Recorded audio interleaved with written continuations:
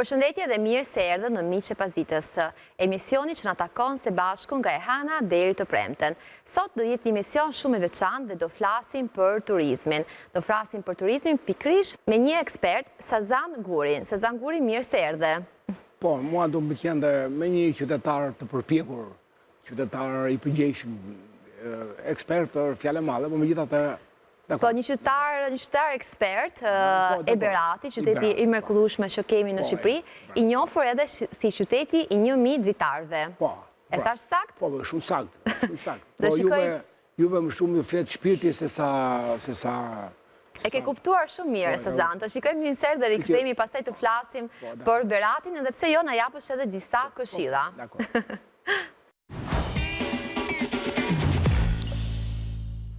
Sazan, duke e njohur lidhjen tënde që ke me Beratin, me natyrën, me këtë qytet fantastik, pse Berati është bërë nga disa vite, për mos gaboj, qyteti ma atraktiv për turistët e gjithë botës?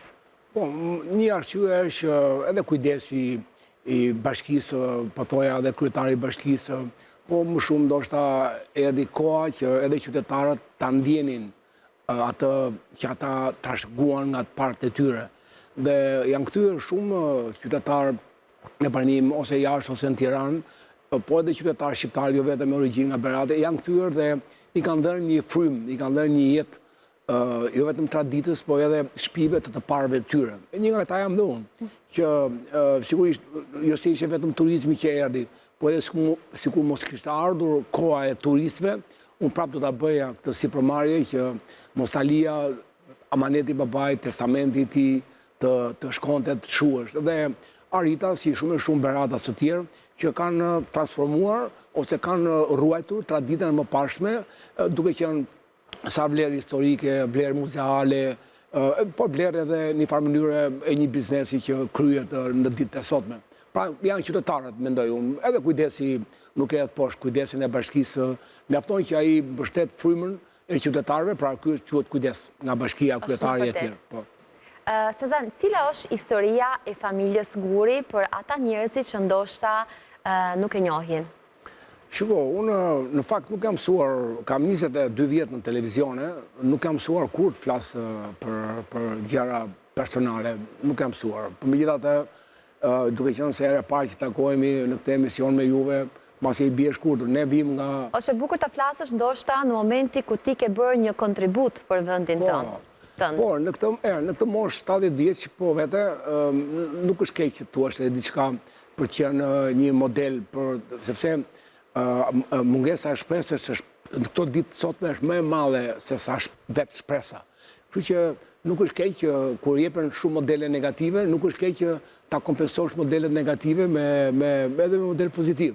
Për shembull, ne vim nga Skrapari si origjinë, nga Berati dhe nga Lushja. Kjo është familja Hasan Belliu, që në vitin 1750 një arkitekt i madh me shkollë britanike, dhe masi shkëlqeu në Stamboll, vetë sultani asaj kohe i dha titullin jo Be, po Belli, më lart.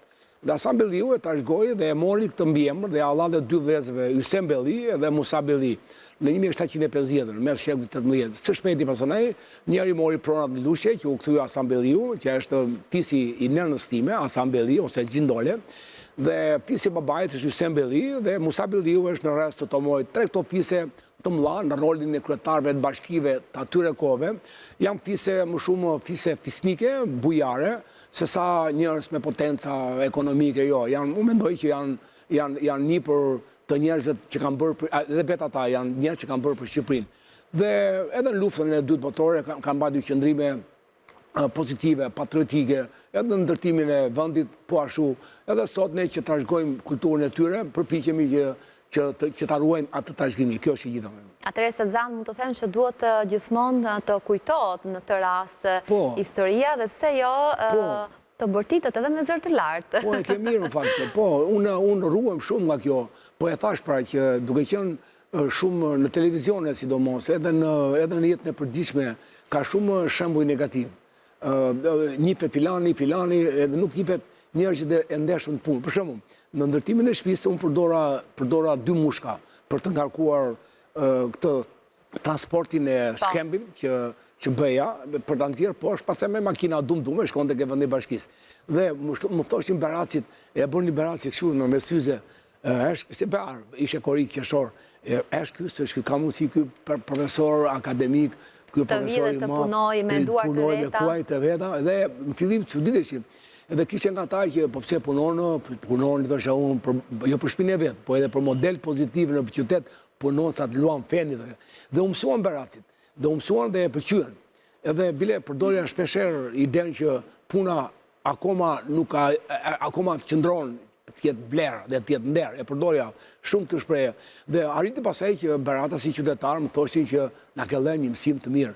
Pra unë kam punuar me gruan time, njësoj me punëtori, njësoj me ustan, ndihmës usta, edhe për shkak financave, me të drejtën. Ke dha një shembull shumë të mirë. Po, edhe sikur të kisha financa, por nuk kisha në fakt. Edhe me pensionet, me punën time mund të kem kursyer, edhe arkitektin dhe inxhinierin i kam për vetë. Edhe kemi nxjerr një lloj bujtine që ka modele standarde europiane, mungesë lagështi, që nuk ka egrasi, siç është rasti i shkembit të Kalasë, nuk ka lagështi, është sistemi 24 orësh, ujë e tjerë. Pra, kemi sjell një shtëpi tradicionale me vlera e tjerë.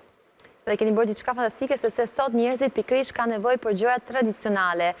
Sot nuk kemi nevojë për luks, nuk kemi nevojë të shfaqem një jetë luksuoze, po kemi nevojë të kujtojmë origjinën tonë dhe na ku keni ardhur. Dhe sigurisht kjo bujtina që ke realizuar tradicionale është diçka që i bën njerëzit të afrohen akoma më shumë Beratit dhe të kuptojnë më shumë nga origjina vet. Të mund të falenderoj, me vërtet juve edhe ato fjalë kur e thua ndonjëherë me tekst italisht, po kuptoj që e ke shumë të mirë brenda, edhe kur duket të kuptoj. E kam brenda italisht dhe përkthej në shqip, po nuk ka në italisht do më kisha ardhur akoma më bukur. Po, jo, njerëzit merren vesh me gjestet e trupit, merren me syt, me ati që nxjerr nga shpirti, jo ati që nxjerr nga goja, se goja shpeshherë të trahton. Nëse ta kalojmë këtë. Goja dhe emocionet. Të trahton, jo, ta kalojmë shpejt. Unë do të thoshja këtë, që në qytetin Beratit, duke qenë një qytet shumë i vjetër, dhe unë u mundova, e them shpeshherë, që nuk kam ardhur për të bërë një bujtim, për të bërë lekë, nuk kam ardhur për këtë. Kam ardhur për të bërë një model pozitiv. Ati që kam bërë luftë në Tiranë, në Shqipëri, për të mbrojtur kaza, beteja, në Berat do jetë një qasje tjetër, mbrojtje e traditës, pra kauzës e kjotë, mbrojtje e traditës. Ati që kam luftuar unë për 6 kongrese, se si ti ngrejmë drejat e shqiptarisë, diku etnokulturë, diku gjuhësi, diku albanologi apo histori, aty e kam shumë të lehtë, sepse aty ke shtëpia ime vinë rreth 2000 turista në ditë, që ngjiten lart, mendojnë se do shkojnë në Kala, edhe shtëpia ime është e fundit, është ose e para nga lart, edhe nuk shkon dot më lart.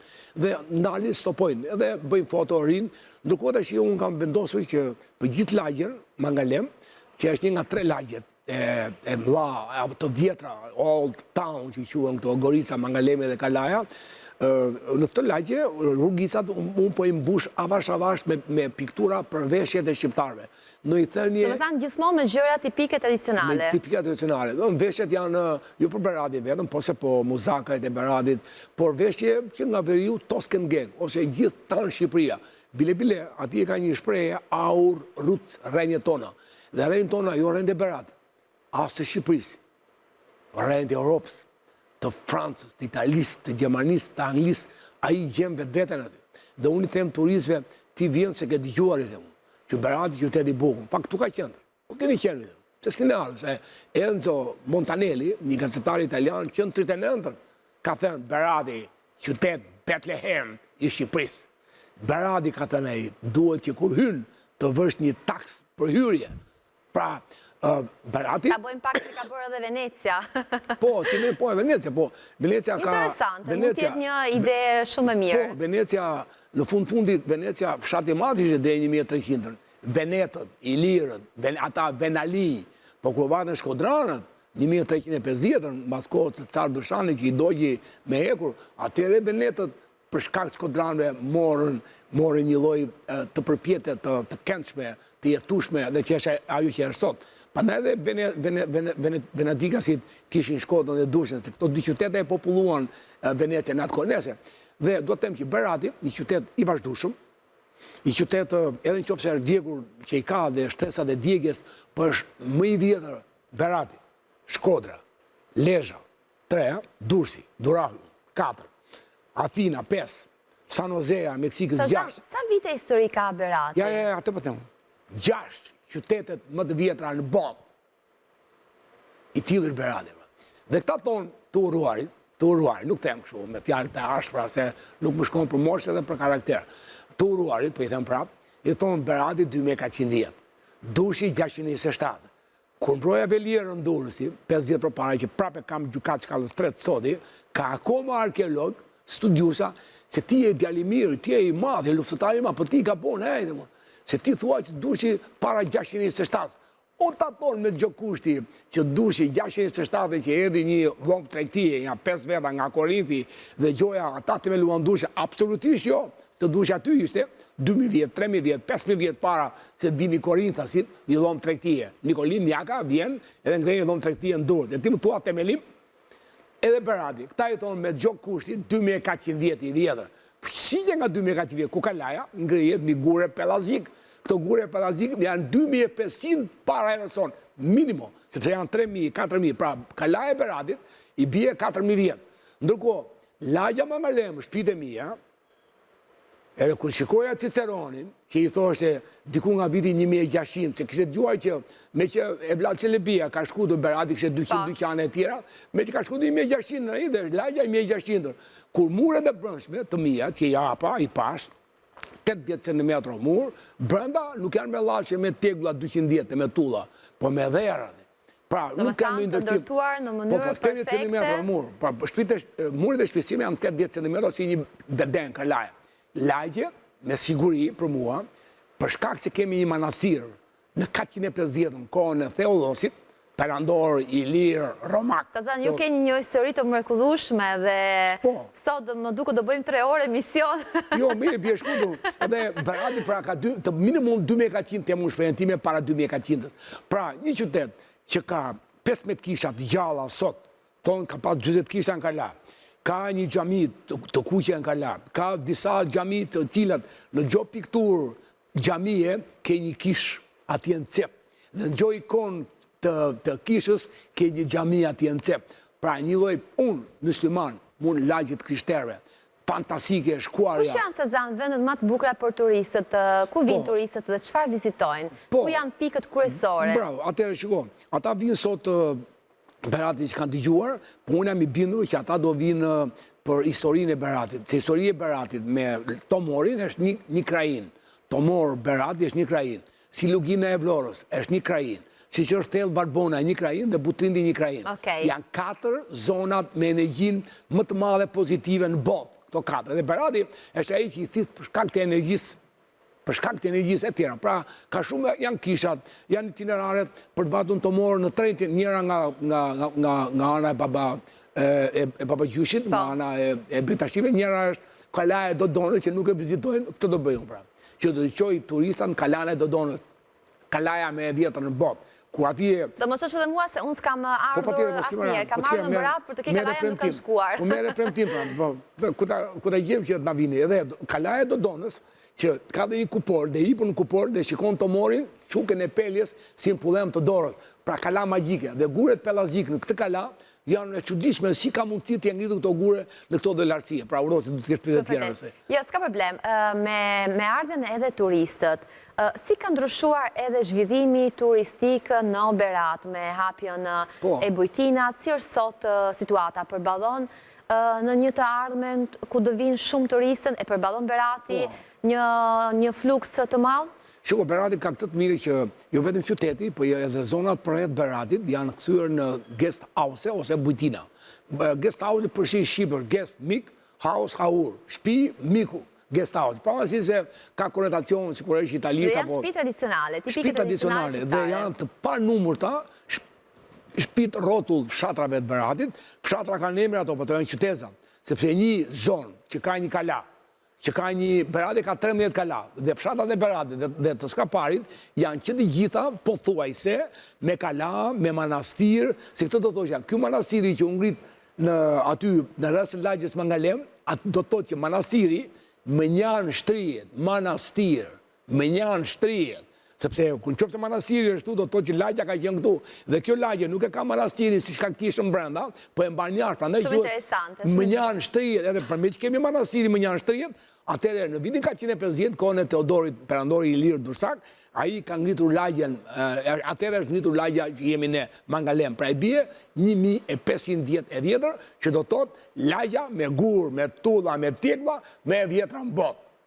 Edhe për këtë vjen e francezi, pa i nuk e di. I them unë erën e parë vjen se ke dëgjuar. Jo vetëm francezët, por shumë turistë të huaj. Sigurisht. Tani përpaq ta mbyllim emisionin, unë dua të falenderoj për kam një pyetje të fundit. Por do vi në Berat. Sa kohë më duhet për ta vizituar Mosmiri? Mosmiri të paktën 3-4 ditë, 5 minimum 3 ditë, po. 3 ditë për vizituar qytet, 3 ditë, po. 3 ditë për vizituar qytetin e mrekullueshme e Beratit. Po, një ditë është Kalaj, një ditë është Tomori nga mbrapa, një ditë janë kanjonet e Tomorit. Atëherë sa të kem një pushim nga emisioni, një fundjavë do vi në Berat. Fjallburash. Patjetër, me shumë kënaqësi. Faleminderit se zanë që këtu, faleminderit që na tregove një histori shumë e bukur e Beratit dhe disa segrete e Venecës që unë nuk i njeh. Faleminderit dhe shikojmë se shpejti. Faleminderit edhe ju që na ndoqët, kthehemi pas pak dhe shkojmë pak më momente në publicitet.